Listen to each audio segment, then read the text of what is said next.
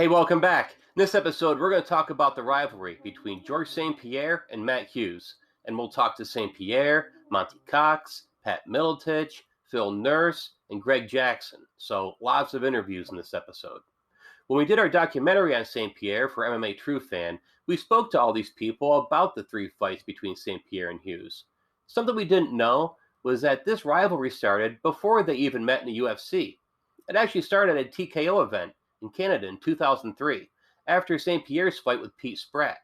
When we spoke to Monte Cox about it, he shared with us a story about Hughes and Cox playing a cruel joke on St-Pierre. Here's Monte Cox talking about it. We were up in Montreal for a TKO event, and we had just finished the weigh-ins, and everyone was standing around, and St-Pierre was brand new, but Matt was one of his heroes. And so I talked to Stefan, and I go, look, let's pull a joke on George. I go, you go over and tell him the UFC just called, and they wanted to fight Matt Hughes. And so he did, and George was like kind of freaking out and everything, and we walked away. And then we had Matt go rushing over and go, so you think you're good enough to fight me? You're going to fight me? Is that what's going to happen? Blah, blah. And he's like, no, I didn't know. I'm so sorry. When I asked St-Pierre about their encounter, he remembered it quite vividly. I was almost shitting in my pants when they told me that. They were like, oh yeah, he's gonna fight. I'm like, hell fucking no, I'm not even in the UFC yet. And then we all started laughing, and he goes, what? And Stefan says, it was a joke. And he's like, a joke? He goes, oh shit. He goes, I gotta call my parents. he had already called his parents and told him he's fighting Matt Hughes. St-Pierre entered the UFC a short time later and challenged Hughes for his title at UFC 50. When we talked to Pat Miletich about their first fight, he spoke very highly of St-Pierre, but didn't think it was quite his time yet.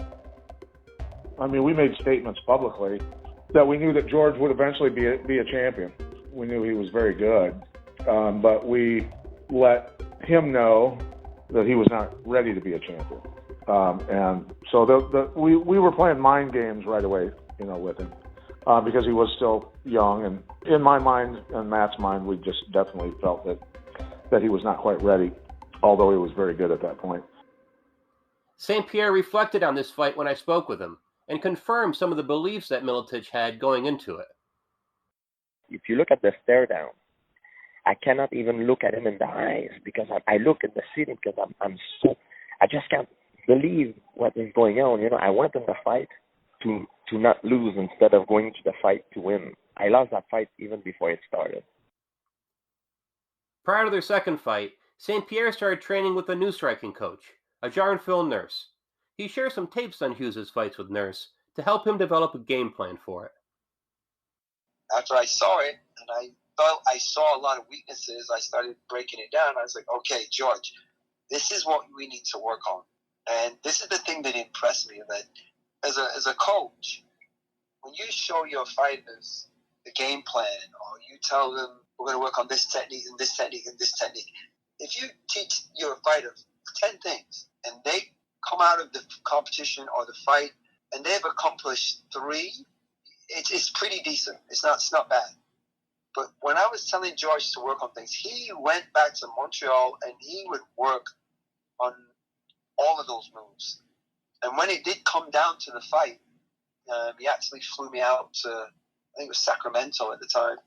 When it actually did come down to that fight, I can honestly say he pulled off out of I'd say 10 things we worked on for that fight, he pulled off at least like 7 of them in that fight. And it was like huge. I was like, what? I can't believe it. And I wasn't even in the corner at that time. I was up in the stands. He just really stuck to the game plan, and it made that fight so easy. Walked through Matt Hughes, and that was his biggest challenge. And he'd been beat once by him, and he finished it. It was around this time when Nurse would show St-Pierre a move that would become a staple in his repertoire. I kind of showed him a Superman punch, and when I showed him that, he grasped on that like right away. Like I remember when I did it, he's like, "Oh, coach, what was that?" I said, we used to call it flying punch. I was like, oh, it's flying punch. Now it got called a Superman punch, but it was a flying punch when I taught him at the beginning, but it's the same thing. And he picked that up immediately. And I was like, George, okay, I want you to make this punch yours. Because he picked it up so fast. He was like really smooth. It's not that easy to do, especially on the left side. It's not that easy to do. A lot of people say, oh, I can do it, I can do it, I can do it. They have a version of it. It's something you really got to connect and know your balance and know your body and have to be accuracy with it. And he picked it up and he was so smooth with it. And I was like, okay, George, this is what I need you to do.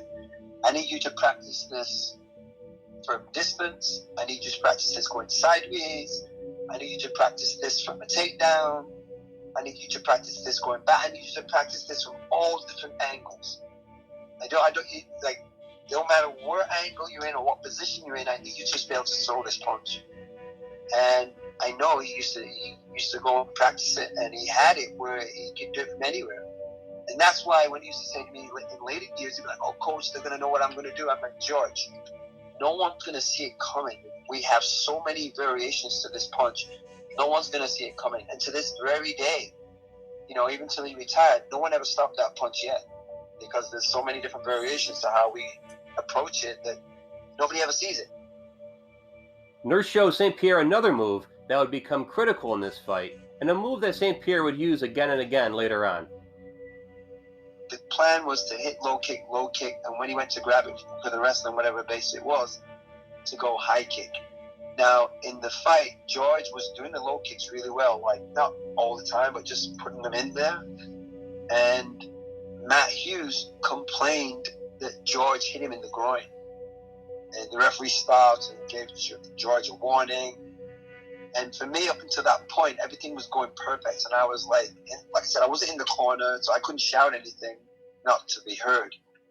And I was thinking, this is great, this is awesome. And then when he did that, I was like, oh, it's out the window now. Like, the referee's just giving him a warning, and that the game plan stopped, because more than likely, he's not going to kick him again.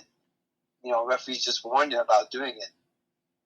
And what I was proud about, immediately the referee said, okay, fight. He gave George a warning, don't hit the groin again, which he hadn't done. We didn't know that at the time, but, he said fight. And the first thing George does is go straight back to the leg again, which I was really, really proud of that, because the plan was to sell that low kick to make him go for the leg to bring the high kick. You had to sell the legs, hitting the legs or whatever, to get the high kick to be the finish. So I was really, really, really proud of him when he went straight onto the low kick. If you go back on the tape, you'll see he gets warning, and then the first thing he does is back to the leg again with the leg kick. And then afterwards is when we found out Matt Hughes said, no, it didn't hurt my leg. It didn't hit me in the groin at all. It was just hurting my leg. So I just pretended it hurt my groin to think he would stop, but he didn't. He kicked me right back there again. I did not kick him in the balls. That's a lie. I did not kick him in the balls. That's not true. He did that maybe to have a break or something. So when he did this, I that's when I start thinking about the head kick, because I was like, oh, that my kick really bothers him, So I kicked the leg again, and then I pretend I was going to kick the leg, then I went up. Boom, and then I knocked him out. That's how I did. St-Pierre reflected on this fight and compared the honor of winning the UFC welterweight title to when he received his third-degree black belt from the great Kancho Matsui. When I won my title, my world title against Matt Hughes, yeah, it's a world title. It's cool. It was my first, but I won it against Matt Hughes, the guy that dominated an entire division for many years. He was like the best of his time, and that's when I got it, and I got it from Matt Hughes. That's when it was the meaning was even more for me. By the time their third fight came around, St-Pierre had established himself as the #1 welterweight fighter in the world and was a heavy favorite going into it. When we talked to Greg Jackson about their strategy going into that fight, he shared, well, we'll let him explain it. What was your game plan going into that third fight? Well, a lot of it's the same with George, just owning. George is one of those fighters that you could game plan specifically for each range, meaning that, if you're on the outside, you're going to do certain stuff. If you go in and grapple, you're going to do certain stuff. But I think that one was a personal one for George, because Matt had teased him about getting armbarred.